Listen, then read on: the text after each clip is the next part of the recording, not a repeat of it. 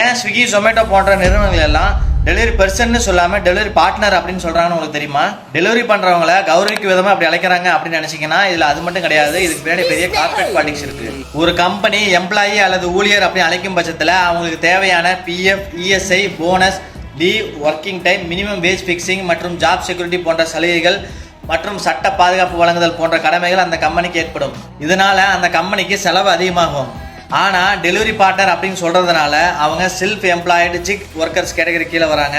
So கம்பெனிக்கு சட்ட ரீதியான பொறுப்புகள் குறையும். நேமில் மட்டும் பார்ட்னர், மரியாதை காட்டுற பேர் மாதிரி தெரிஞ்சாலும் இது கம்பெனியோட லீகல் ஸ்ட்ராட்டஜி. டெலிவரி பர்சன்ஸ் எப்போதுமே 5 ஸ்டார் ரேட்டிங்கு, டிப்ஸ் மட்டும் எதிர்பார்க்கறது கிடையாது. அவங்க எதிர்பார்க்கறது சக மனிதனுக்கு கொடுக்கக்கூடிய அடிப்படை மரியாதை மட்டும்தான்.